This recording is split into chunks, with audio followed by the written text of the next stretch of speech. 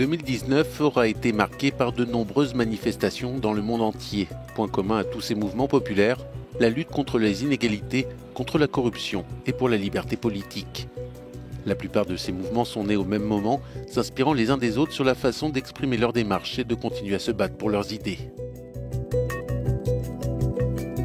En Europe, les manifestations antigouvernementales ont été dominées par les gilets jaunes. Certaines d'entre elles se sont terminées par des émeutes majeures, les plus violentes depuis mai 68.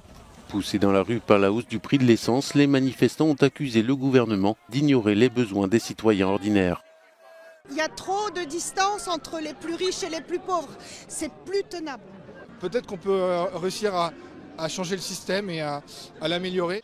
Dans certains pays d'Europe de l'Est, comme ici en Géorgie, mais aussi en Albanie ou en Roumanie, la corruption est à l'origine des mouvements antigouvernementaux. Les manifestants exigeant également des réformes plus démocratiques.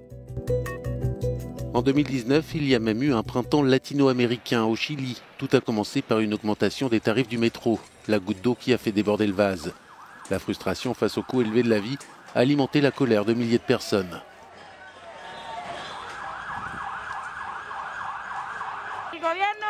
Le gouvernement et les acteurs sociaux doivent écouter le mécontentement du peuple parce qu'à la fin, nous sommes tous ici à cause de l'iniquité d'un grand pays. En Équateur, une grève générale paralyse le pays. Le président a déclaré l'état d'urgence et ensuite annulé ses mesures d'austérité. En Bolivie, des allégations de fraude électorale lors des élections générales ont déclenché des manifestations de masse.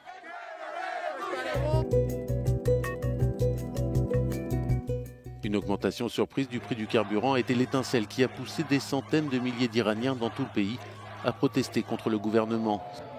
Selon des organisations de défense des droits de l'homme, des groupes d'opposition et des journalistes locaux, des centaines de personnes ont été tuées lors de cette répression. En Irak, le Premier ministre Adil Abdul-Mahdi a démissionné sous l'impulsion de manifestations contre la corruption et l'inefficacité des services publics. Au Liban aussi, le gouvernement a démissionné après avoir annoncé une augmentation des impôts en pleine crise économique. L'Algérie a été l'épicentre des manifestations dans le Maghreb. L'annonce de la candidature de Bouteflika à un 5e mandat présidentiel était celle de trop pour des millions d'Algériens. Après des semaines de manifestations, Bouteflika a fini par abdiquer. De nouvelles élections ont eu lieu en décembre, mais les manifestants continuent de sortir dans les rues car ils considèrent que l'ancien régime dirige toujours le pays. Enfin, à Hong Kong, tout a commencé par un projet de loi controversé sur l'extradition. Le projet de loi a été retiré, mais les manifestants veulent maintenant des réformes démocratiques plus profondes. Nous voulons juste dire au gouvernement que son système n'est pas bon. Lui dire aussi que son système ne peut pas contrôler notre peuple de Hong Kong.